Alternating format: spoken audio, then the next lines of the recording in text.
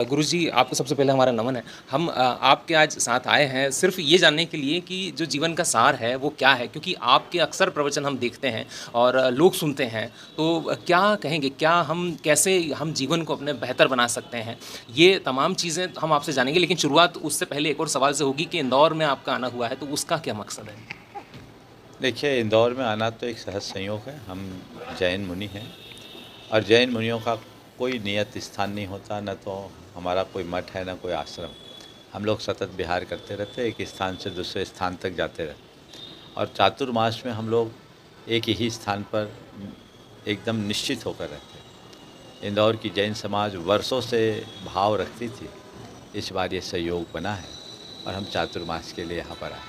गुरुजी, मेरा जो दूसरा प्रश्न है, दरअसल वो मेरा प्रश्न नहीं है, जो लोग हमको देख रहे हैं और जो लोग यहाँ पर हैं, हज़ारों लाखों लोग हैं जो आपको मानते हैं, पूजनीय हैं उनके लिए आप। तो क्या कहेंगे कि जीवन क्या है? क्योंकि हर व्यक्ति जीवन की भाग-दौड़ में लगा है, लेकिन जीवन को समझ नहीं पाया कि जीवन क्या है? आपने पूछा है जीवन क्या है, तो जीवन के संदर्भ में मैं केवल इतना ही कहूँगा कि जीवन हमारे लिए एक अवसर है, हम इसका लाभ उठाएं और इस जीवन को पाकर जीवन मूल्यों को आत्मसात करें। मुनीष जी, अगर हम बात करें दैनिक दिनचर्या की, तो हमने ये देखा है अक्सर कि लोग अपने दिनचर्या को चाहते तो हैं अच्छा बनाना, लेकिन बना नहीं पाते। तो उसका मूल कारण क्या और उसका समाधान क्या है? देखिए, दिनचर्या बनाना बड़ा आसान काम है यदि व्यक्ति अपनी प्राथमिकताएं निश्चित करे और समय का प्रबंधन करे। मुझे ऐसा दिखता है कि लोगों की कोई प्राथमिकता नहीं रहती और प्राथमिकताओं के अभाव में हमारा पूरा समय विखंडित हो जाता है और हम रोज़ रोना रोते हैं कि हम क्या करें।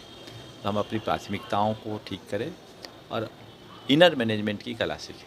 हमने आपके प्रवचनों में अक्सर सुना है कि व्यक्ति को अपने मन पर नियंत्रण रखना ज़रूरी है, क्योंकि मन ही है जो भावुक भी होता है ना, गुस्सा भी होता है, और क्योंकि मनुष्य जीवन है तो ये सारी चीज़ें होंगी, लेकिन उनमें बैलेंस कैसे बने, उसके लिए क्या उपाय रहेगा? देखिए, मन के नियंत्रण के लिए हमें मन को बार बार मोटिवेट करने की ज़रूरत है। मन को यदि हम निरंतर सुझाव दें तो मन नियंत्रित हो सकता है। दूसरे शब्दों में कहूँ तो मन के नियंत्रण के दो ही उपाय हैं, सम्यक दिशा दर्शन और प्रवाह परिवर्तन। हम मन को सही सुझाव दें, सही दिशा दें, तो हमारा मन कभी भी इधर उधर नहीं जाता। और जब मन में ज़्यादा आवेग आता हो तो उस समय हमको आलम्बन लेके मन के डायरेक्शन को चेंज कर दें, तो हम अपने मन में काफ़ी कुछ शांति ला सकते हैं। गुरुजी, ये कहा गया है सनातन में कि राम नाम ही केवल आधार है ना, ये सनातन में है, लेकिन और जो दूसरे धर्म है उनमें भी कहीं ना कहीं ये है कि आप ईश्वर को ध्येय करेंगे, ध्याएंगे तो कल्याण होगा। तो ये चीज़ें कैसे संबंध रखती हैं जीवन से? देखिए, राम एक व्यक्ति मात्र नहीं है, राम हमारे अंदर की एक परिणति। यदि हम राम नाम कहते हैं, ईश्वर कहते हैं, तीर्थंकर कहते हैं, तो मेरी दृष्टि में सब एक है, परमात्मा भी एक है। राम एक व्यक्ति नहीं, राम एक अवस्था है। रमन्ते योगिना अस्मिन स राम। जिसमें योगी रमते हैं वो राम। तो राम तो हमारे भीतर है। और जैन धर्म की दृष्टि से अगर पूछो तो मैं कहूँगा ऋषभदेव का र और महावीर का म मिला दो तो राम। हमारे 24 तीर्थंकरों का प्रतिनिधित्व राम करते हैं। तो राम को हम उस वृत्ति का प्रतीक माने, राम को हम अपने अंतर की परिणति के रूप में स्वीकार करें और उसकी उपासना करें, तो निश्चित हम अपना कल्याण कर सकते हैं। महाराज जी, जब हम अब चूँकि विद्यासागर जी महाराज को भी हमने सुना देखा है और उनका आशीर्वाद भी लिया है, आज हम आपको भी देख रहे हैं, क्या कहेंगे किस तरह से जो गुरु और शिष्य की परंपरा है, उसका जो स्नेह बना हुआ है, वो कैसा उसका माहौल है और क्या उसको आगे रूप मिलेगा आगे?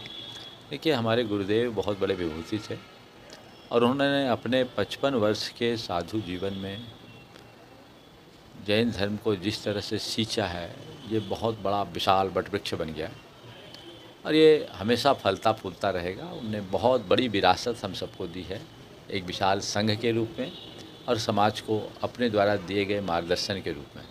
हम लोग उनके सभी दिशा निर्देशों का अक्षरशः पालन करते हुए चल रहे हैं और हमारा पूरा संघ उसी विरासत को आगे बढ़ाने के लिए लगा हुआ है।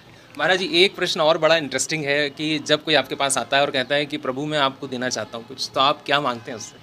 मुझे कुछ चाहिए ही नहीं, आप दोगे भी तो मैं रखूँगा कहाँ। जो आप देना चाहते नहीं, हो, भौतिक और अभौतिक दोनों। मैं बता रहा हूँ, जो आप देना चाहते हैं वो मैं ले नहीं सकता, पहले उसको छोड़ चुका। और अगर हाँ मुझे देना ही है तो मैं यही चाहता हूँ कि अपनी सारी बुराइयाँ यहाँ छोड़ दो और जीवन को बेहतर बनाने का संकल्प लेकर जाओ। गुरुजी शिखर जी को लेकर के हमने बहुत सारी चीज़ें अभी तक सुनी हैं, उसका बहुत महत्व भी है समाज में हमारे। कैसे उसको आप और आगे आपने क्योंकि आपने काफ़ी समय वहाँ बिताया भी है। देखिए, समेत शिखर जैनों का एक महान तीर्थ स्थल है। वहाँ के आसपास के लोगों की भी वहाँ से आस्थाएं जुड़ी। उस तीर्थ स्थल को एक तीर्थ स्थल के रूप में विकसित करना चाहिए। वहाँ की पवित्रता को अक्षुण्ण बनाना हमें सुनिश्चित करना चाहिए और इसके साथ साथ वहाँ और उसके आसपास रहने वाले लोगों के जीवन स्तर को ऊंचा उठाने का प्रयत्न करना चाहिए। सरकार को भी चाहिए कि उस तीर्थ को इस तरीके से विकसित करे जो भारत के मानचित्र पर एक अपना महत्वपूर्ण स्थान बना सके। तो हमें सरकार के स्तर पर, समाज के स्तर पर, हर स्तर पर प्रयास करके वहाँ की पवित्रता को अक्षुण्ण रखते हुए उसका विकास करना। महाराज जी, जब हम जैन समाज की बात करते हैं तो अगर हम 50 साल पहले देखें और आज देखें तो क्या अंतर आपको दिखता है? समाज में क्या बदलाव आए हैं अच्छे और क्या सुधार हो सकते हैं? उन दोनों पर अगर बात करें। जैन समाज में नहीं, सर्व समाज में बहुत बड़ा बदलाव आया है। 50 साल पहले जैन समाज की जो प्रतिष्ठा थी, आज उतनी प्रतिष्ठा नहीं दिखती। और 50 सालों में राजनीतिक सामाजिक परिदृश्य बहुत बदला है, भौतिक प्रदेश और आर्थिक परिदृश्य भी बदला है। उस अर्थ में जो परिवर्तन आया वो आया है और कुछ मामलों में जैन समाज के साथ व्यसन बुराइयां भी आई। ये सर्व समाज में आई, क्योंकि जो जो भौतिकता का विस्तार होता है, विकृतियाँ आती हैं, जैन समाज में भी आई। लेकिन एक सकारात्मक पहलू ये है कि जैन समाज बहुत संगठित समाज है, समर्पित समाज है, संकल्पित समाज है और गुरुदेव के प्रभाव से जैन धर्म में लोगों का बड़ा रुझान बढ़ा है।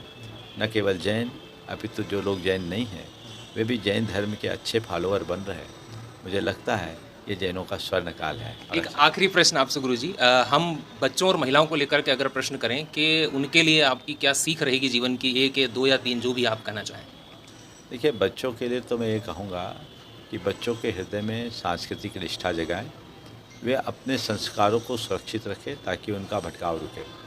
और महिलाओं को मैं कहूँगा वो अपनी मर्यादाओं को सुरक्षित रखें।